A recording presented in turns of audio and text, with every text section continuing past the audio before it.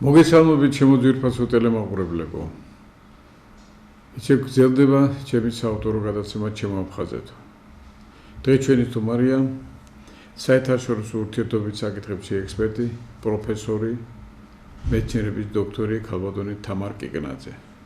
მოგესალმებით ქალბატონ თამარ, ძალიან სასიამოვნოა თქვენი სტუმრობა ჩვენ ტელევიზიაში და ჩვენ დღეს პირველ რიგში მინდა დავიწყო იმ სამძიმრის სიტყვები ჩვენი უწმინდესი და უნეტარესი საქართველოს კათოლიკოს პატრიარქი ილია მეორეს გარდაცვალების გამო. მე მინდა ძვირფასო ტელემაყურებლებო კიდევ ერთხელ სრულიად საქართველოს სამძიმრებო ამას და რას მთავარია ჩემს აფხაზეთელებს აი ზუსტად ენგურს გაღმა მაცხოვრებელ აფხაზეთელებს სამძიმრებ აფხაზებსაც და არა მარტო აფხაზებს ქართველებს და სხვა ეროვნების წარმომადგენლებს ილია მეორის გადაბრძანებას სეციურ საქართველოში მის სულის გადაბრძანებას უნდა გითხრათ რომ 10-11 წლის განმავლობაში ესე იგი 1966-დან 77 წლამდე ილია მეორე გახდათ აფხაზეთის მიტროპოლიტი და სწორედ აფხაზეთში მისი ჩამოსვლა იყო იმ პერიოდში ძალიან დიდი ეროვნული საქმე, რომელმაც აფხაზეთის მოსახლეობა და განსაკუთრებით მისი ქართველობა და არა მარტო ქართველობა აფხაზებიც კი მოაბრუნა მართლმადიდებლობისაკენ და ეკლესიისაკენ. მაშინ მოგეხსენება ძალიან თავის ზენიტში იყო თავის მოღვაწეობის კომუნისტური პარტია, ბოლშევიკების შტო, მაგრამ უნდა გითხრათ რომ ილია მეორემ მაშინაც იქ თავისი სიტყვა თქვა და ეს ყველა ის ძალიან უცებ მთელ აფხაზეთში გახდა ის ძალიან ცნობადი პიროვნება, ის აფხაზეთში გახდა ყველაფრის მისაღები პიროვნება და მასთან ძალიან ხშირად იკრიბებოდა ხალხი, მიდიოდა, რჩევას ეკითხებოდა. და იმის შემდეგ მოგესალმებით 77 წელს ის გახდა საქართველოს კათოლიკოს პატრიარქი და მისი აღსაძრებიდან ზუსტად 59 წელიწადი გავიდა. და ერთი ნიშანდობლივი ფაქტიც მინდა დავასახელო ქალბატონ თამარ დღეს, რომ ახლა კვირას დღეს ჩვენი უწმინდეს და უნეტარის მიაბარებენ სიონის ეკლესიის საკურთხეველთან წმინდა მიწას. და იქ მას ჩააყოლებენ აფხაზეთიდან ჩამოტანენ მიწასაც. აფხაზეთიდან ჩამოიტანეს მიწა, რომელიც აუცილებლად მას დააყრიან გულზე. თავარი ის არის, რომ სწორედ ამდენჯერ და ყოველთვის ამბობდა ილია მეორე ჩვენი უწმინდესი, რომ აფხაზეთი აუცილებლად დაუბრუნდება საქართველოს. ჩვენ ურთიერთმიტევება გვინდა, ურთიერთსიყვარული გვიხსნის და ეს მე დარწმუნებული ვარ, რომ მისი ანდერძი აუცილებლად აღსრულდება და ჩვენ აფხაზეთში აუცილებლად დაუბრუნდებით. აი გუშინ გახდით პატივი მივაგეთ, აი ახლა ქალბატონი თამარი ზუსტად ახლა წამოვბრძანდა დღეს მთელი დღე გახდათ სწორედ სამებაში ქალბატონ თამარი. თქოთ ამასთან დაკავშირებით ვისაუბროთ და მე გავაგზავნებ ჩვენს საუბარს. უსამძიმრებ მთელ საქართველოს ასეთი ადამიანის დაკარგვას, მაგრამ მაინც მინდა იცით, აი მეუფე შიოს სიტყვები ძალიან ნიშანდობლივია, რომ ჩვენ ზეციურ საქართველოში მოვიპოვეთ ადამიანი, რომელიც ალბათ იქიდან გაგვიწევს მფარველობას. და აი რამდენი საათი დგას ხალხი იმისთვის რიგში, რომ მიაგოს ჩვენ პატრიარქს პატივი, ხო? იცით, აი რამდენი საათი ვიდექით, არავის არც დაღლა ეტყობოდა, არავით არის ხმაური, ყველა კეთილგამწყობილი, ერთმანეთს რიგს უთმობდნენ, ბავშვიან ქალებს წინ. საოცარი, ესე იგი, სუფევდა საოცარი განწყობა, ხო? და წარმოიდგინეთ, პატრიარქი ხო სიცოცხლეში ეს ჩვენი ლეგენდარული ადამიანი, რომელიც აი ეპოქალური ადამიანი იყო, ნამდვილად ხა მის დამსახურებებზე აღარ ვიტყვი, იმიტომ რომ ყველასთვის არის ცნობილი, მაგრამ თავისი არსებობით ის რელიკვია იყო, ცოცხალი რელიკვია ჩვენთვის და იმ ოპტიმისტური განწყობით, იმ თავისი სათნოებით, სიკეთით. წარმოიდგინეთ, რა დარტყმის ქვეშ არ იყო ეს ადამიანი და გაგიგიათ ოდესმე ვინმეზე ან ცუდი ეთქვას, მტრებზეც ლოცულობდა, ხო? და ეს ადამიანი იყო სამაგალითო, მისაბაძი, თითეული ჩვენთაგანისთვის და აი მისი სიკვდილიც კი წარმოიდგინეთ, აი რაღაცა ერის გამთლიანების საწინდარი მგონია მე, იმიტომ რომ დიახ, ჩანს ეს უკვე დღეს, ამ დღეებში ეს გამოჩნდა ქალბატონ თამარ. პატივს მიაგებენ აბსოლუტურად სხვადასხვა პოლიტიკური შეხედულებების მქონე ადამიანები და იცით, მის გარეშე ალბათ ჩვენ ნამდვილად გაგვიჭირდება, მაგრამ რა არის ჩვენი ნუგეში, ხო, ის რომ იგი ზეციდან ილოცებს ჩვენზე და ჩვენ ალბათ უნდა შევასრულოთ მისი ანდერძი, მისი დანატოვარი და თითოეული ჩვენთაგანი მიბაძვით, რომ ჩვენ ასეთი პატრიარქი გვყავდა, რაღაცნაირად უნდა შევეცადოთ, რომ მიბაძოთ მას. წარმოიდგინეთ ახლა სუფრაზე სადღეგრძელო იცმებოდა პირველი პატრიარქის, ხო?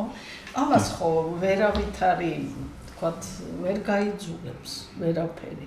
ეს ხელოვნურად არ ხდებოდა, ბუნებრივად მოხდა ეს. არ ხდება და აი, რა ვიცი, დიდი ადამიანი, დიდი მოღვაწე დავკარგეთ, მაგრამ ნუგეში იმისა, რომ ეს იქნება რაღაცნაირად საქართველოს გამთლიანების საწინდარი და ჩვენ თითოეული ჩვენთაგანი უნდა შევეცადოთ, რომ აი მართლაც შევასრულოთ ეს ანდერძი და თითოეულმა ჩვენმა ადამიანმა რაღაცნაირად უნდა პატივი მიაგოს მას და იცხოვროს საქართველოს კეთილი.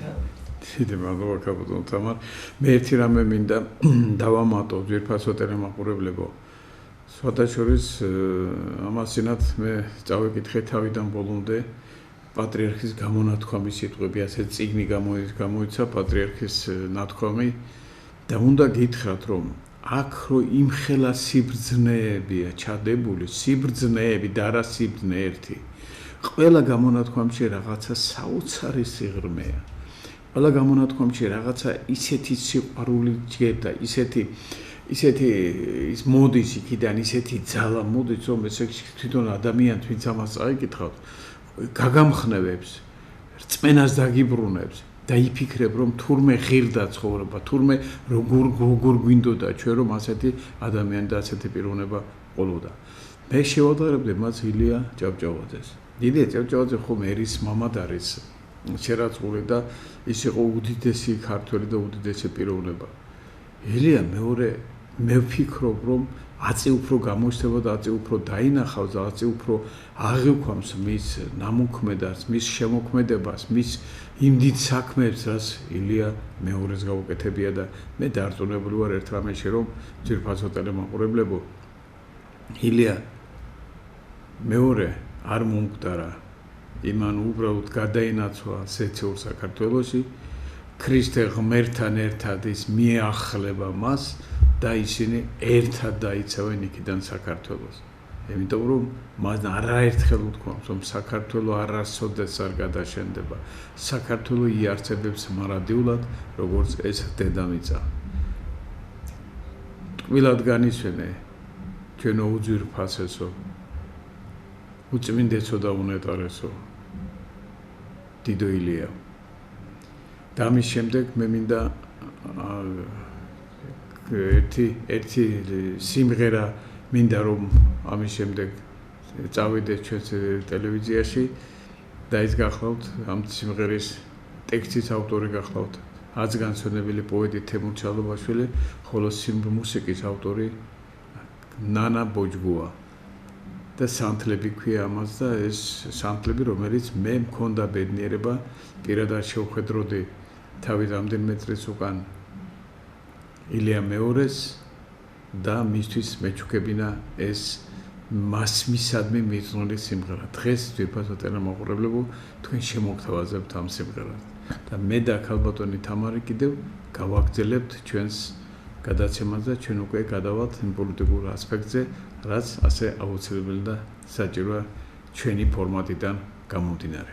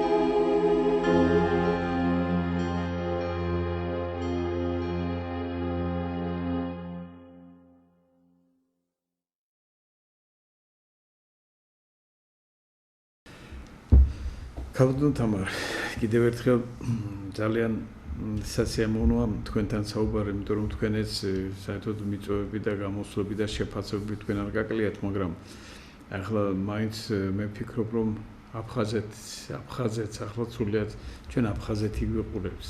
აფხაზეთელებთან ერთად ვინც აქ არიან, აქ ენგურს გამოგმა. და იქაც დღეს მე ვიცი ერთი რამე, რომ უბრალოდ სხვადასხვა კონფესიების წარმომადგენლებიც კი ასეთ თემას გამოხატავენ, აი ჩვენი ტრაგედიის გამო და ჩვენი დიდი უბედურების გამო რაც საქართველოში დატრიალდა და აფხაზებიც ალბათ ასე არიან, მაგრამ ჩვენ მაინც ფიქრობთ, რომ ხომ არ დაიწყოთ, რომ იმისი რომ დაიწყოს ნელ-ნელა უკვე საქართველოს გამთლიანება. ჩვენ ვიცით ერთი რამე, რომ საქართველოს არასოდეს არ დათმობს, არასოდეს არ შეუგუება არამედ საქართველოს, არამედ ღმერთის და ილია მეორის სულიც, რომელიც ზეცაშია უკვე. ისიც არასოდეს არ შეუგუება საქართველოს ასე დანაწევრებული იყოს. მაგრამ ჩვენ ალბათ ყველაზე მეტად ჩვენ ძალიან დიდ ასე ვთქვათ, შეიძლება ითქვას ახლო აღმოსავლეთი, რომელიც ძალიან ახლოს არის საქართველოსთან გარკვეული მე ვერ ვიტყოდი მთლად კოლაფსი, მაგრამ რაღაცა კოლაფსის ნიშნები იგრძნობა. აქ ეს რაც ამერიკის შეერთებულმა შტატებმა და ისრაელმა დაიწყეს ირანის მიმართ, ეს ყველაფერი ახლა მას 1000 შეიძლება 1000-ნაირად მოუნახო გასაღები და თქვა რომ ეს ასე იმიტომ იყო საჭირო და ამიტომ იყო საჭირო, მაგრამ ყოველთვის როდესაც ამხილად დიდი ოპერაცია იწყება, ის ოპერაცია საბოლოო მიზანი უნდა ქონდეს, ხო?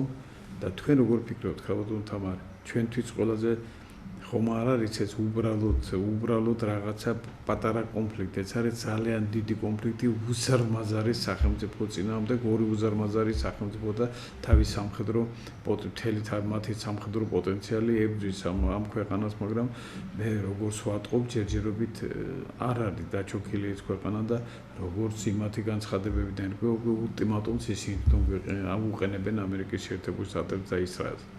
აი ჩვენ ეს მინდა საქართველოსთან კონტექსტში განვიხილოთ. თქვენ აბსოლუტურად სწორად ბრძანდებით ამ საკითხს, როდესაც იხილავთ საქართველოსთან მიმართებაში, იმიტომ რომ ეს ჩვენი რეგიონია.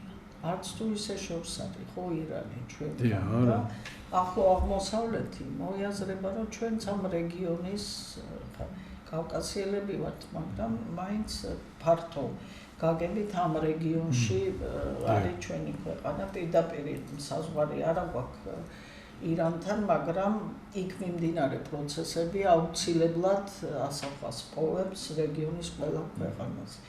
ეხლა, როდესაც ეს ოფიციალური ვერსია რა არის, ხო, რომ არ უნდათ, რომ ირანმა გაამდიდროს ურანი და შექმნას ატომური იარაღი, ხო? ეს ოფიციალური ვერსია, მაგრამ პოლიტიკაში კარგად იცით, რომ აი ამ ოფიციალური ვერსიის მიღმა არის რეალური ინტერესები, რაც არის აი ამ ომისთვის დამახასიათებელი, ხო? სხვათა შორის ირანი არის ძალიან სერიოზული სახელმწიფო, 92 მილიონი მოსახლით. მე ვნახე 94, რამის შეიძლება პლუს მინუს ორი. ხო, ზოგადად 90. დიახ, 90-ზე მეტია რა სავარია. 90-ზე მეტია. სრულიად უნიკალური გეოგრაფიული მდებარეობით, თავისი ასე იგი ინფრასტრუქტურით და რესურსებით. მთელი მენდელეევის ტაბულა არის ირანში და ბოლოს ლითიუმი იქნა აღმოჩენილი. ამიტომ მომავლის ენერგია. კი, ამიტომ ეს არის ძალიან მნიშვნელოვანი სახელმწიფო, მაგრამ როდესაც იწყებოდა ეს რიტორიკა ამ საომარი მოქმედებების შესახებ, მე მაინც მეგონა, რომ ამერიკის შეერთებული შტატები არ შეუერთდებოდა ისრაელის მიერ განხორციელებ ამ საომარ მოქმედებებს, იმიტომ რომ იმ დარტყმებით, საჰაერო დარტყმებით, რომელსაც ჩვენ ვხედავთ, ასეთი ქვეყნის დამორჩილება გამორიცხულია. აქ აუცილებელი არის სახმელეთო ოპერაციების განხორციელება, მაგრამ აი ამ სახმელეთო ოპერაციების განხორციელების შენ უნდა იცოდე ამ ადამიანების მენტალიტეტი, ფსიქოლოგია, ხო, შიიტური რელიგია, რომელიც ავღანელებზე ნაკლებები არ არის. სრულიად უნიკალური ესე იგი რელიგიაა და აი ჩვენ დღეს ვხედავთ ის მოლოდინი, რაც ჰქონდათ ამერიკელებს და ის მოწოდებები, რომ გამოდით დაამხეთ თქვენი ხელისუფლება, ხო, არ სრულდება. იმიტომ რომ აი ამ საომარმა მოქმედებებმა პირიქით ერის კონსოლიდაცია გამოიწვია. ეხლა საერთოდ საერთაშორისო სამართალში თან 21 საუკუნეში ისეთი ქმედებები, რასაც ერთმანეთის მიმართ ახორციელებენ, ხო, სულიერი ლიდერის განადგურება, მკვლელობა. მანამდე იყო, ალბათ გეხსოვებათ, რაისი პრეზიდენტი იქნა, ოფიციალური ვერსიით ნათქვამი იყო, რომ მისი ესე იგი ვერტმფრენი ჩამოვარდა, მაგრამ სინამდვილეში სხვა რაღაცა ყოფილა. იმიტომ რომ აღმოჩნდა, რომ ხომენეი თავის მემკვიდრედ მოიაზრებოდა ამ რაისის, რომელიც ძალიან პოპულარული პოლიტიკოსი იყო ირანში, ხო? და იქ მთელი რიგი მუშაკთა კორპუსის ლიდერების განადგურება, ამბობენ ის პრეზიდენტი შეიხა ლარიჯანი გარდაიცვალა, ხო, ამ შეტევის შედეგად. ეს სრულიად უპრეცედენტო რამ არის, რაც იმაზე მიუთითებს, რომ საერთაშორისო სამართალი საერთოდ აღარ მოქმედებს, ხო? მაგრამ აი ის შედეგი არ იქნა მიღწეული. მე მომიწია ყატარში ყოფნა, ეს ომი რო დაიწყო. ყატარში. და ფაქტობრივად სასტუმროდან უყურებდი, როგორ ხდებოდა ამ რაკეტების განეიტრალება და აი პირდაპირ ნათდებოდა და ეს ბომბების ხმები იყო საშინელი და უყურებდი ტელევიზიას, ალ-ჯაზირა, მოგეხსენებათ ინგლისურ ვერსიას და სხვადასხვა ტელევიზიებს, რომლებიც გადმოსცემდნენ ამ ომის შესახებ. ეს ომი, იცით, გარდა იმისა, რომ განხორციელებული არის ირანის წინააღმდეგ, აბსოლუტურად ცვლის მსოფლიო გეოპოლიტიკას, მსოფლიო გეოეკონომიკას, ფინანსურ სულაც. გეოეკონომიკას ნამდვილად რო ცვლის ფაქტია. ჩვენ ახალი რაღაცა რეალობის წინაშე დავდექით და უკვე იცით, აი ყატარის ყოფილი პრემიერ-მინისტრი იყო, ვიღაცა ექსპერტები გამოდიოდნენ და ლაპარაკობდნენ, რომ ჩვენ, ესე იგი, ამერიკის შეერთებული შტატებისაგან შევიძინეთ ეს საჰაერო თავდაცვის სისტემა, რომელიც უნდა გითხრათ, რომ ახლა ძალიან კარგად ამართლებდა, იმიტომ რომ ერთ დღეს გადმოცემული იქნა ინფორმაცია, რომ ირანიდან გამოშვებული იქნა 65 რაკეტა, 63 მოგერიებული იქნა და 12 ესე იგი დრონიდან 10 რაკეტა, 10 დრონი მოგერიებული იქნა. ანუ ამართლებს ხო ეს საჰაერო თავდაცვის სისტემა, რომელიც ამ ყურის ქვეყნებმა, სპარსეთის ყურის ქვეყნებმა შეიძინეს ამერიკის შეერთებული შტატებისაგან საკმაოდ ძვირად, მინდა გითხრათ ეს ძვირი სიამოვნება. როგორც რაკეტაზე უფრო ძვირი ჯდება, ხო? საერთოდ იმით ჩამოსაგდებელია. კი ბატონო, და ეხლა ნახეთ ირანელებმა რა გზას მიმართეს. ჯერ ერთი დაარტყეს ყურის ქვეყნების ამერიკულ ბაზებს, რომელიც მათი თავდაცვის მექანიზმი უნდა ყოფილიყო და გარანტი იმისა, რომ ისინი დაცული იქნებოდნენ. და აღმოჩნდა, რომ ეს ამერიკული ბაზები პირიქით საფრთხის შემცველია მათთვის. ყველა ქვეყანაში, გარდა ომანის. ეს რა საინტერესო რაღაცაა. კი, ომანმა თქვა უარი ამერიკული ბაზის განთავსებაზე და ის გადარჩა, ხო? ის არიბომბება. სხვათა შორის ირანმა ბოდიში მოუხადა ამ ქვეყნებს და უთხრა, რომ ჩვენ არ გვაქვს ესე იგი მიზანში ამოღებული სამოქალაქო ინფრასტრუქტურა, უბრალოდ ჩვენ ვებდით ამერიკულ ბაზებს. მაგრამ ამ ამერიკულ ბაზებთან ერთად, ნახეთ, ბოლო დროს დუბაი გადაიქცა ძალიან მსხვილ საფინანსო ცენტრად და გარდა ამისა იქ იყო ძალიან სერიოზული ტექნოლოგიური ცენტრი, რომელიც აი მეორე სილიკონის ველის ესე იგი რაღაცა ანალოგი იყო. ამას წინათ ვკითხულობდი, მარტო რუსეთიდან 150,000 ადამიანი იყო გასული დუბაიში და აი ამ სილიკონის ველში მუშაობდნენ, ესე იგი დუბაის სილიკონის ველში მუშაობდნენ ძალიან სერიოზული მეცნიერები. რაც იმის წინაპირობა იყო, რომ ის გადაიქცეოდა ძალიან ესე იგი მნიშვნელოვან ტექნოლოგიურ ცენტრად. მაგრამ აი ამ დაბომბვების შედეგად კაპიტალი გარბის, ხო? ესე იგი არის გადინება საშინელი ფინანსური აქედან და რა თქმა უნდა განადგურებული იქნა ეს ტექნოლოგიური ცენტრიც. საუდის არაბეთმა გამოიწვია ელჩი. გამოიძახა საბოლოოდ არ გამოუწვევია, მაგრამ სხვათა შორის ჩვენ გამოვფრინდით ელ-რიადიდან. ყატარის დედაქალაქიდან დოხადან ჩავედით ელ-რიადში და იქიდან საჰაერო კორიდორი იყო და იქიდან გადმოვფრინდით, მაგრამ წარმოიდგინეთ, განადგურებულია ალუმინის წარმოება იგივე ბაჰრეინში. იგივე კომუნიკაციები, რომელიც ხელს უწყობდა ამ რაღაცა კავშირს ხო ამ ქვეყნების. ანუ და რაც მთავარია, ეს ქვეყნები ბოლო დროს ჩამოყალიბდნენ როგორც ტურიზმის ძალიან კარგი ცენტრები და უნდა გითხრათ, რომ დოხაში არაჩვეულებრივი მომსახურება იყო. არაჩვეულებრივი სასტუმრო მთელი თავისი, რა ვიცი, ამ საჭირო ელემენტებით, ხო? ფაქტობრივად ყველაფერს შეექმნა პრობლემა. ანუ აი ირანში დაწყებულმა კამპანიამ სერიოზული უსიამოვნება მიაყენა ამ ქვეყნებს. სპარსეთის ყურის ქვეყნებს და ახლა აღმოსავლეთის ქვეყნებს, თითქმის ყველას. კი ბატონო, ეხლა კიდევ ერთი მომენტი. ორმუზის სრუტე. ეს უკვე აქილევსის ქუსლი გახდა მე მგონი. ხო, ეს არის ის სრუტე, სადაც მიდის მე მგონი 20 თუ 21%. 26% მიდის მთელი არაბული ქვეყნებიდან. მარტო ირანიდან 20, მაგრამ არაბული ქვეყნებიდან ერთად აღებული 26% ენერგომატარებლები. ბატონო, მithumetes, ასე იგი და წარმოიდგინეთ თქვენ, აღარ ატარებენ ამ ტანკერებს. ამერიკულს, ისრაელის, დასავლეთის ტანკერებს აღარ ატარებენ, იქ ტარდება მხოლოდ ჩინური გემები, რომლებიც ჩინური და ინდური გემები. ინდური გემები, რომლებიც ალბათ რუსულიც თუ არის ესეთი და სერიოზული პრობლემა შეექმნა, ესე იგი, ნავთობის ფასწარმოქმნას.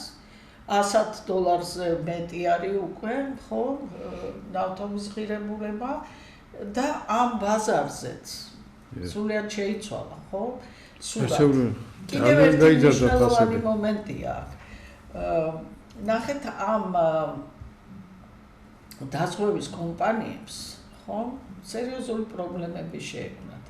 ეხლა გარკვეულ ნაწილს ამერიკელებიც ფლობდნენ ამ სადაზღვევო insurance companies რო არის, ხო? მაგრამ ძირითადად ინგლისელებზე იყო ეს ყველაფერი.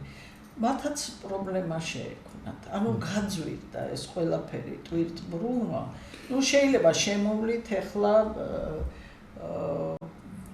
ხო რაღაც ამ პროდუქციის თქვა გადატანა, მაგრამ ფინანსური სურათი სასაგრული ეს ძალიან აძვირებს მე ამ სატრანსპორტო ხარჯები აძვირებს პროდუქციას თვითონ. მე მგონი ეს კეთილინების ის არის ხო? საიდანაც ალტერნატიული ალტერნატიული რომელიც გაცილებით უფრო ძვირი ჯდება და წარმოიდგინეთ ეხლა ჩინეთმა საერთოდ ნავთობის შესყიდვა და ირანმა დაუშვა ის რომ იუანებზე ყიდის ამ თავის ნავთობწარმოებას, ხო? ასე რომ რადიკალურად შეიცვალა ეს სურათი, იმიტომ რომ 71 წლის შემდეგ ნავთობი, როდესაც გამოვიდა 15 აგვისტო იყო 71 წლის, როდესაც ნიქსონი გამოვიდა და განაცხადა, რომ დოლარი აღარ არის გამყარებული ოქროთი, ის შემდეგ აი ამ კისინჯერის მიერ წარმოებული კამპანიის შემდეგ, რასაც მოუყვა მთელი წყება ომებისა, ხო, არაბ-ისრაელის ომებისა, ნავთობი გამყარებული იქნა, დოლარი გამყარებული იქნა ნავთობით, ხო? ანუ დოლარსაც სერიოზული პრობლემა ექნება, თუ ის აღარ იქნება. ნატო წარმოების და ასე რომ ამერიკამ აქ ლავირება უნდა გააკეთოს, ეხლა ფრად არ უნდა დაეცეც ახლა ნავთობის პასი ამის ალბათ აკეთკენ მიდის ხო ყველაფერი. ექსპერტები რას ამბობდნენ, იცით რომ აი ორმუზის სრუტის დაკეტვა აწყობდა ტრამპს, იმიტომ რომ ავარდებოდა ფასი დოლარზე და მას წინ აქვს ეს კონგრესის არჩევნები, ხო? შემოდგომაზე. მაგრამ დღეს ახლა გალონი ბენზინი $6 იღებს, ხო? მე მგონი. რაც სერიოზულად ურტყავს. რაც $6? ერთი გალონი. გალონი ხო, გალონი სხვა არის და ისა ბარელი კი. რამდენიღაც ლიტრაა 4 თუ რაღაც, ხო? დიახ, 19 და რაღაცა. ხო. ასე რომ ესეც ძალიან სერიოზულად ურტყავს და რაც მთავარია შიდა მდგომარეობა, რომელიც ამერიკაშია, ხო? განხეთქილება ელიტებს შორის და ის არსებული სიტუაცია, როდესაც ფედერალური ჯარები შეყავს ხოლმე, ხო? ტრამპს და განხეთქილება ელიტაში, იმიტომ რომ ყველა არ იყო მომხრე იმისა, რომ ამერიკას დაეწყო ეს საომარი მოქმედებები ირანთან. ცოტა შორის კონგრესისთვის არც უკითხავს მე როგორც. ხო, და შედეგად ესე იგი კონგრესი პასუხს მოსთხოვს. ჯერ ომის მინისტრს და შემდეგ მე მგონი ტრამპის. აი ხალბატონო თამარ, აქ ჩაგეკითხებით მაშინ, აი როგორ შეიძლება ტრამპია გამოვიდეს ცოტა ასე ვთქვათ ამ მდგომარეობიდან ცოტა სუფთად, ასე ვთქვათ, ცოტა ისეთნაირად რომ სალაპარაკოს კონდეს და იმიტომ რომ ახლა ამერიკამ არ შეიძლება წაგება აღიაროს, ხო? ნუ ეხა ამერიკამ წააგო ვიეტნამში ომი, ფაქტობრივად წააგო ომი ავღანეთში და გამოიყვანა იქიდან ჯარები და ბევრი ექსპერტი და სხვათა შორის ამერიკელებს არ აყავთ ცუდი აღმოსავლეთ ცოდნები. ძალიან ძლიერი სპეციალისტები. ეტყობა არ ეკითხებიან მათ. ალბათ პოლიტიკური ესტაბლიშმენტი არ ეკითხება, ხო? თორე ეხა ჩვენ ვინა ვართ? მე ვინა ვარ მაგალითად ერთი ჩვეულებრივი პროფესორი და მე ვაცნობიერებდი იმას, რომ ამერიკას არ უნდა დაეწყო საომარი მოქმედებები ირანში, რომ ცუდად დამთავრდებოდა. ეს ყველაფერი და იმ ელიტას რო ანადგურებდა, ეხა ნუ თუ არ იციან ის, რომ მაგალითად თითო დაღუპულ ადამიანზე კონვერტი იხსნებოდა და 5 რეზერვია. თითო ესე იგი მეორე კვდება მესამე კვდება მეოთხე. ანუ ელიტას არ შეეხო ფაქტობრივად, ხო? ის ელიტა ვერ მოსპეს. და აი ამ საომარმა მოქმედებებმა არნახული კონსოლიდირება გამოიწვია. აი ხალოთამარ, რამდენად ეს რელევანტურია ის რომ აი სულ ხელმძღვანელობა სულ ანადგურებენ, ფიზიკურად სპობენ.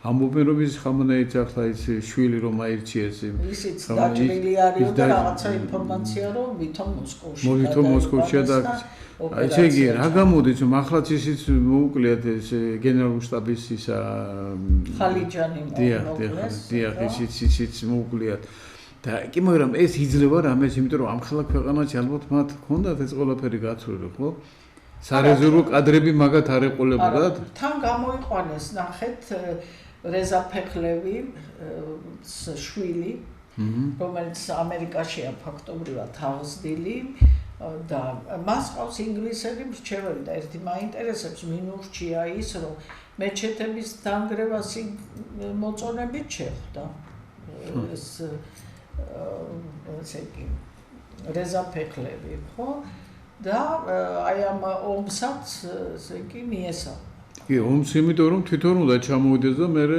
ალბათ პოპულარული ის ადამიანი იმიტომ რომ ამასინათ ერთი ირანელი ექსპერტი მასო თავის ცოლისთვის ვერ მოუვლიო და ჩვენ მოგვივლისო ანუ ხაი ცოტა მე ნამყოფი ვარ სხვათა შორის ირანში და ვიყავი რამოდენიმე უნივერსიტეტში და ეხა განმაცვიფრა რამდენად კარგად იციან მათ ინგლისური და ინგლისურენოვან ლექციებს დავესწარი და ნანოტექნოლოგიებში არის ძალიან განვითარებული ის ამ საუკეთესო ქვეყნების ათეულშია მაგრამ ზოგიერთი მიმართულებით მესამე ადგილზეა მეოთხეზე მეხუთეზე და ასე შემდეგ და შენ ნანოტექნოლოგიებსაც განვითარებ ნანოტექნოლოგიები მედიცინის ძალიან მაღალი დონე და ეხლა ეს ნანოტექნოლოგიები თავისთავად მეტყველებს ხო რაღაცას და აი ნახეთ საომარ მოქმედებებზე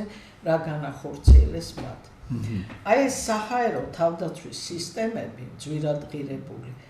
ნახეთ ერთნაირად იგერიებს დრონებს და რაკეტებს, ხო მართალია. მათ გაუშვეს ძალიან დიდი რაოდენობით დრონები, რომელიც ძალიან იაფიჭდება. ძალიან. ხო, ისე იგი და წარმოიდგინეთ რუსეთი ხო ყიდულობს იმათგან დრონებს. რაღაცა $50 თუ რაღაცა ჯდება.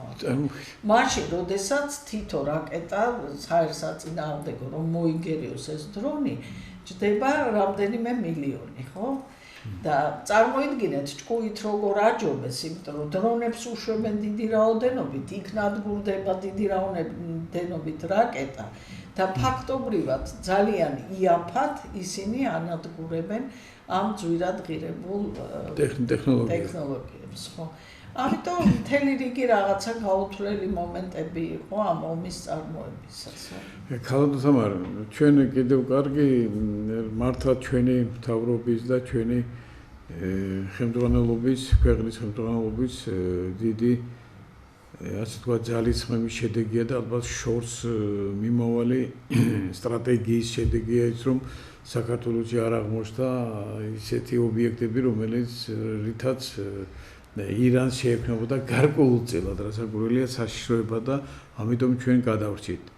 რამდენად პერსპექტიულია და რამდენად ხანგრძლივი არის ეს ხო არ არის რამე ისეთი მოსალოდნელი მაინც საშიშროება ხომ არ არსებობს რამე იმისათვის რომ საქართველოს რაღაცა იმიტომ რომ ამ ქვეყანასთან დაჯახება ეს უკვე გამოჩნდა რომ ესე არა ხა ხელისუფლება ამ ხელ ძალიან ჭკვიანურად იქცევა აი მიუსამძიმრეს კიდევაც მათ სულიერი ლიდერის გარდაცვალების გამო ხო და ეს ანტიირანული განწყობები აქ არ არის და გარდა მაგისა თუ არ ჩავთვლით იმ ცალკეულ პოლიტიკოსებს და არ ვიცი ესე იგი ადამიანებს რომლებიც ვერ აცნობიერებენ იმ საფრთხეს რაც შეიძლება მოგვიტანოს აი მათმა განცხადებებმა ხო ამას წინათ მაგალითად ერთმა განაცხადა რომ თურმე აქ ირანელ ტერორისტებს ვამზადებთ მეორე კიდე ღია თქვა რომელი ობიექტების დაბომბვა შეიძლება ხო ვიბარაუდოთ ირანის და პირდაპირ ღია ეთერში განაცხადა ამის შესახებ და მე უბრალოდ ვერ ხვდები რატო აწარმოებენ აი ამ მაპროვოცირებენ საქმიანობას და განცხადებებს რატო აკეთებენ თუ ესე იგი ვიღაცის დაკვეთას არ ასრულებს შენ როგორ უნდა მოგივიდეს ხო თავში ეგეთი რაღაცა რომ შენი ქვეყანა შენი განცხადებებით დააყენო თქვათ რაღაცა დარტყმის ქვეშ ამიტომ არაერთხელ მიმეორებ რომ გარკვეული ზომები იქნა მიღებული და სპეცსამსახურები უნდა ჩაერთვნენ ალბათ და შესაბამისი რეაგირება უნდა მოხდეს ამ ყველაფერს. ქალბატონო თამარ, ეს ყველაფერი ნამდვილად გასაგებია, მართლაც საინტერესოა ძალიან თქვენი მოსაზრება, მაგრამ მოდი ახლა ისევ საქართველოს ტერიტორიული მთლიანობის აღდგენის საკითხს დავუბრუნდეთ. არის ასეთი მოსაზრება, ზოგი ამბობს, რომ ეს რუსეთში არის და კრემლში არის ამის გასაღები, ზოგი ამბობს, რომ არა მარტო კრემლშია, არამედ რუსეთსა და ამერიკას შორის მოლაპარაკებებშიც დევს ამის გასაღები საქართველოს ტერიტორიული მთლიანობით. თქვენ როგორ წარმოგიდგენიათ? ერთსა და მეორესაც აქვს არსებობის უფლება თუ ეს მარტო შეუძლია ამ შემთხვევაში რუსეთმა და კრემლმა გადაწყვეტოს? არა, მე ყოველთვის თქვენ გადაცემაშიც არაერთხელ მithქვამს, რომ ქართულ-აფხაზური კონფლიქტი ეს არ არის მარტო რუსულ-ქართული კონფლიქტის შემადგენელი ნაწილი, ხო? ეს გლობალური პრობლემაა და ამ კონფლიქტის პროვოცირება მოხდა გარკვეულწილად. გავიხსენოთ ელცინის პირობებში რა მდგომარეობაში იყო თვითონ რუსეთი, ხო? ელცინი ყოველ საღამოთი ურეკავდა მაშინდელ პრეზიდენტ კლინტონს და ანგარიშს აბარებდა თუ რას ქმედებები იყო დღის განმავლობაში და იგი გამოვიდა ამერიკის კონგრესში და ღმერთო დაიფარე ამერიკამ, ხო? ანუ ის პოლიტიკური წრე, რომელიც მაშინ იყო ხელისუფლებაში, ხო? ორიენტირებული არ იყო იმაზე, რომ რაღაცა თქვათ არ ყოფილიყო ეს კონფლიქტი, ხო? იელცინის დროს დაიწყო, ხო მართალია? იელცინის დროს და შევარდნაძის დროს დაიწყო ეს. შევარდნაძე მეც მოახერხა მარტო მარტში ჩამოვიდა და აგვიცურში დაიწყო. თქვენ რო წაიკითხოთ, უბრალოდ მე მომიწია თარგმნე ევგენი პრიმაკოვის წიგნი, სადაც ეს მოვლენები არის აღწერილი და ეხა პრიმაკოვი მოგეხსენება თქვენ რომ თბილისში გაზრდილი ადამიანი. კი, მაგრამ ცოლი ქართველი ყავდა, შვილები ნახევრად ქართველი სიტყვა. მაგრამ ქართველი სტალინიც იყო დედი და მამით, მაგრამ არა, მაგაზე ვერ დაგეთანხმებით, იმიტომ რომ მე ვიცი მისი მოღვაწეობის შესახებ.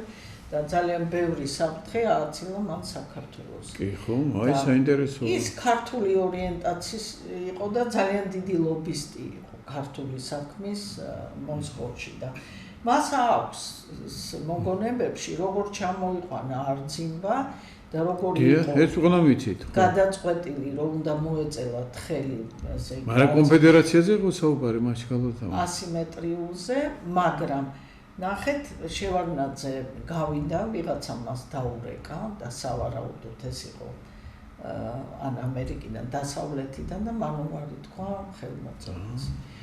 ამიტომ ჩვენ ეს უწერია პრიმაკოვს? კი, უწერია თავის ეს აქ არ გარჩერებულა მე მგონი, ეს შევარდნაძე. რაც რუსეთს შეეხება, ესე იგი არაფერზე ლაპარაკი არ შეიძლება, ხო? და ეს მე ვთვლი რომ არ არის ჯანსაღი დამოკიდებულება, იმიტომ რომ ის თქვათ საშინელი რუსოფობია, რომელიც საქართველოში არის, არ წაადგება საქართველოს კეთილდღეობას, იმდენად, რამდენადაც ეს ტექნოლოგიურად არის ხელშეწყობილი. მე ჩემ თავზეც გამომიცდია ეს ყველაფერი. თუ რაღაცა სააღაზრს საჟღერებ, ეგრევე შენ გეუბნები რომ რუსეთის ინტერესების განმტარებელი ხარ ამ დროს.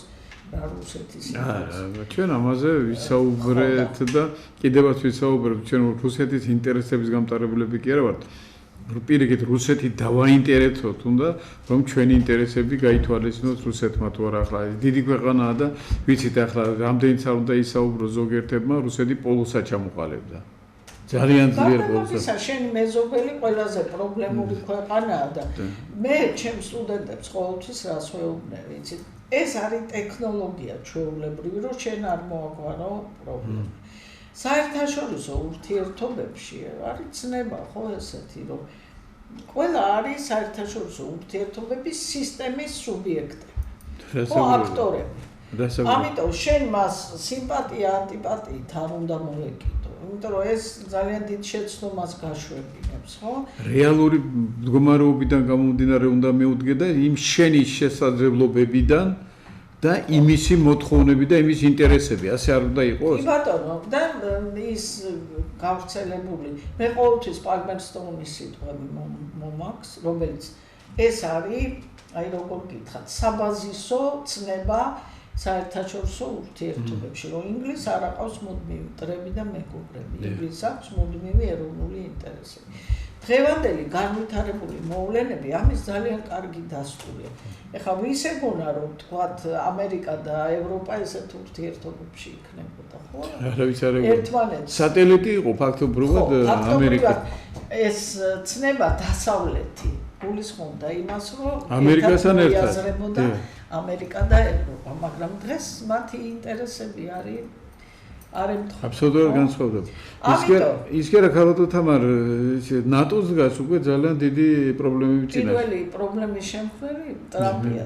და ფაქტობრივად ნატო გახდა. და აქეთკენ ახლა ჩვენ ახლაც ვერ ხვდებიან ჩვენი ასე ვთქვათ, ეგრეთ წოდებული, ნუ ახლა როგორ ოპოზიცია ჩვენ კარგად ვიცით და გესმის ვინ არიან ისინი, მაგრამ ახლა მაინც ხო უნდა მოვიდნენ ცოტა აზზე და ხო უნდა თქვან კაცო რომ სწრაფოა ნატოსკენ, სწრაფოა ევროკავშირისკენ. ევროკავშირი ხვალდაზე რა იქნება, არავინ არ იცის. ევროკავშირი დღეს სამწუხაროდ და საუბედროდ ლიდერი არ აქვს. ისეთი ლიდერი, ვისაც შეიძლება ვიზეთ ორიენტირება. მეც გეტყვით, რუსეთ-უკრაინის ომის ერთ-ერთი მიზეზი იყო ევროკავშირის დასუსტება. საერთოდ პოლიტიკური პროცესები ძნელად ასახსნელია, რატო იცით? აი რაღაცა ქმედება აქვს ორგანზომილებიანი, სამგანზომილებიანი, რამდენიმე განზომილებიანი შედეგი არის გათვლილი, ხო? ნახეთ ის პოლიტიკა, რაც აიძულეს რომ ევროკავშირს მწვანეების ეკოლოგიური ხო მთელი ეს ატომური სადგურები დაახურინეს გერმანიას, ну საფრანგეთში შესჭა კიდე ხო ამ ვითომ და ეკოლოგიური პრობლემების გამო. იგივე რუსეთის გაზის აკრძალვა. ხო? ვინ ხარაკირი გაიგეთეს ფაქტობრივად. ფაქტობრივად ასე გაუძვრდათ, სამჯერ გაუძვრდათ ყველაფერი. ხო, და ეს ყველაფერი მიმართული იყო ევროპის დასუსტებისაკენ, რომ ამერიკის შეერთებული შტატებისთვის ევროპა გადაქცეული იყო გასაღების ბაზად. ნახეთ ტრამპის რიტორიკა სულ ლაპარაკობს იმის შესახებ, რომ ამერიკა ევროპის ურთიერთობები ამერიკისთვის იყო ძალიან წამგებიანი. ის კი არა ის დიდი ტარიფები რატო დააწესა, რომ ევროპული საქონელი შემოდისო ჩვენთანო და მოგებას ნახულობენ ევროპელები და არა ამერიკელები. იგივე სამბობს კანადაზე, ხო? იგივე თქვათ ჩინურ-ამერიკული ურთიერთობები და ეს მისი პოლიტიკა მიმართული არის იქითკენ, რომ ამერიკამ ნახოს ფინანსური მოგება. იმიტომ რომ დღეს შექმნილი ვითარება სრულიად უნიკალურია. ამერიკას დაღმავალი ციკლი აქვს, ხო? ასე ვთქვათ, ჰეგემონიის და ტრამპი მოიყვანეს როგორც კრიზის მენეჯერი და იმ შავი სამუშაოს განსახორციელებლად, რასაც იგი დღეს ასრულებს. და რა ფუნქცია აქვს მას? იგი საერთოდ ანგრევს იმ არსებულ წესრიგს, ხო?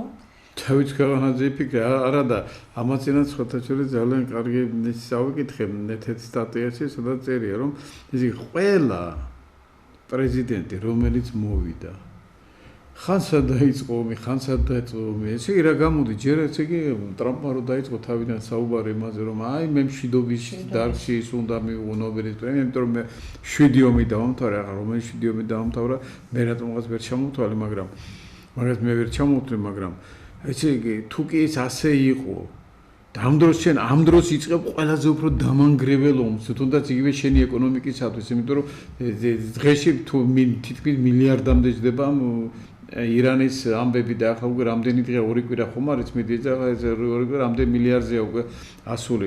ეს ახლა მით უმეტეს ახლა ამერიკას გარკვეულწილად კი აქვს დეფიციტური, მაგრამ თლიანი საგარეო ვალი აქვს თლიანში და პროდუქცია უფრო მეტი. ხო და სამხედრო სამრეწველო არა, სამხედრო სამრეწველო კომპლექსი ეს არის. და ჩაუტარა თათბირი, მაგრამ რაშია იცით საქმე? ეს წარმოება ვერ ესწრება იმ ტემპებს, რა ტემპებითაც მიმდინარეობდა ეს საომარი მოქმედებები სრუტეში, ხო, ამ ყურეში. ირანის წინააღმდეგ. ასე რომ ისინი სერიოზული გამოწვევის წინაშე დგანან. ძალიან სერიოზული, ასე იგი იცარიელია, იმასაც ამბობენ, რომ უკვე ესე იგი ამერიკაში იარაღის საწყობი უკვე ცარიელდებაო და. კი ბატონო. ანუ უკრაინასაც ვეღარ მიცემს. ეხლა უკრაინას უარი უთხრავს, ხოთა ჩვენ ევროკავშირმა 90 მილიარდ იმას ევროზე ისა სესხზე. სესხზე უარს დაბლოკა, ხო? ხო, დაბლოკა. უნგრეთმა და იმან დაბლოკა, მოგონი სერბეთმა. მთელი მუხარები უნგრეთის პრემიერის მიმართ და ფიზიკურ განადგურებას დაპირდა ზელენსკი, ხო? ესე იგი დღეს არის აი დიპლომატიაში არის ეგეთი მეგაფონური დიპლომატია, ხო, როდესაც აი ამ განცხადებებით და მუქარით და დაშინებით გამოირჩევიან.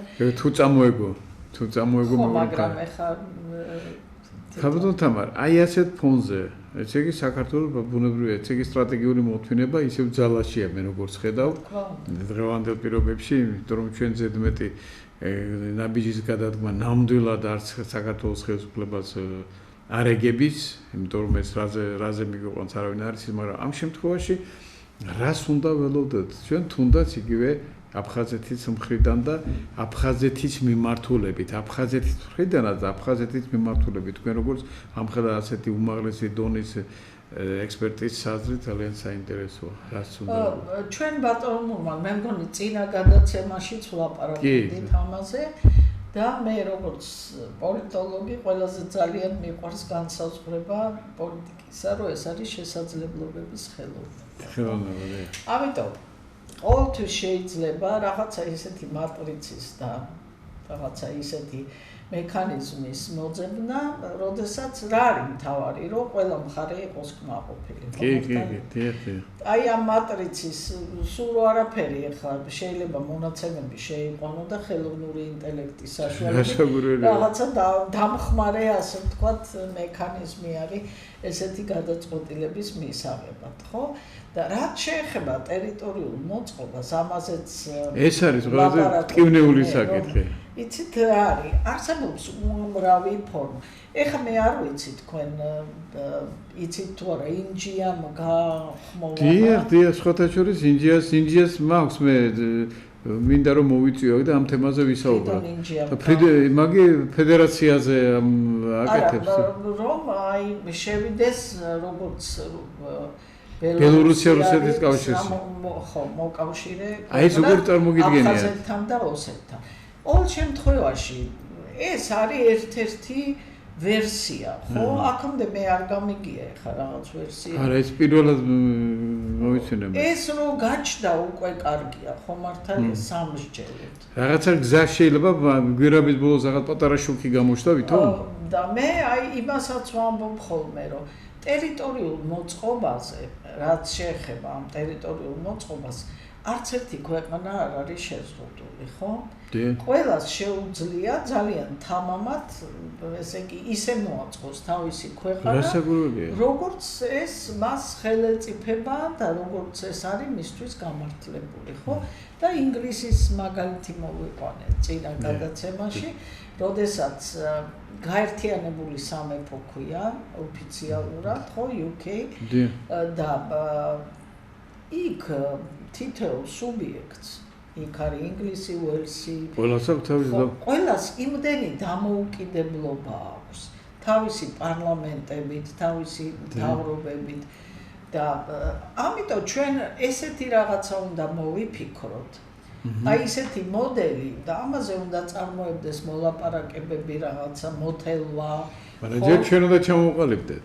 ჯერ ჩვენ უნდა ჩამოყალიბდეთ, რა თქმა უნდა, მაგრამ ამ სხვილი სუბიექტების გარშემო შენ ვერ გააკეთებ ესეთ პროექტს და გარდა მაგისა მე მიმაჩნია რომ ეხლა არის ეს მსოფლიო გადანაწილების პროცესი, ხო?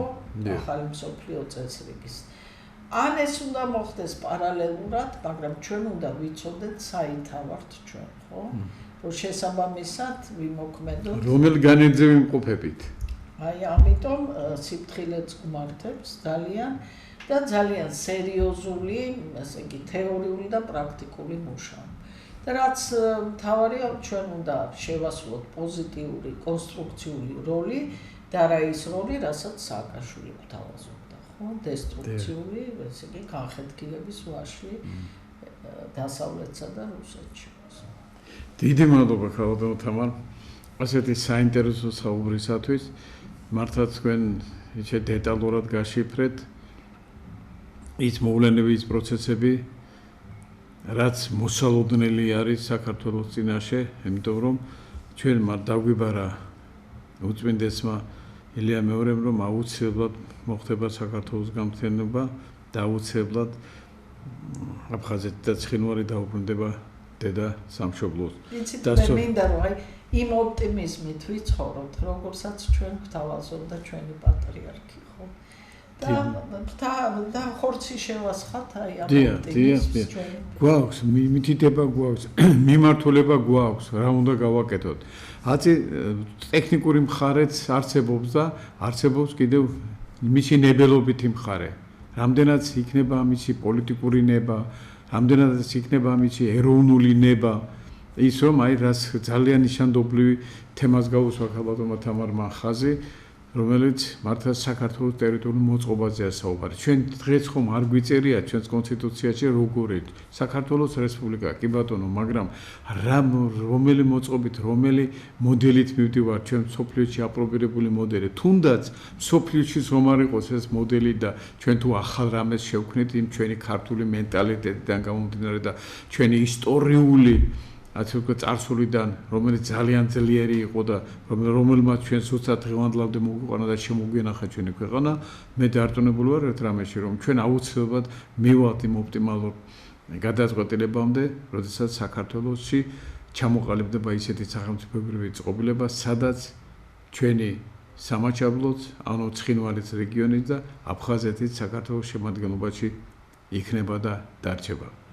დიდი მადლობა ქალბატონო თამარ, ასეთი საინტერესო და ძალიან ღრმა საუბრისათვის და კიდევ ერთხელ თქვენთან ერთად ნება მომეწი კიდევ ერთხელ მივასალმებრო ჩემს საქართველოს, ჩემს აფხაზეთს, ილია მეორე ჩვენი უწმინდესი და უნეტარესის გადაბრძანება მარადიულ სამყაროში და ჩვენ ქართველ ერს კი საქართველოს უსურვოთ გამთლიანება, საქართველოს უსურვოთ წინსვლა და რაც მთავარია უსურვოთ ისეთი კეთილი მეგობრები მათ გვერდით, რომელსაც საქართველო ეყვარებათ ჩვენსავით. დიდი მადლობა. მადლობა თქვენ მოწვევისთვის.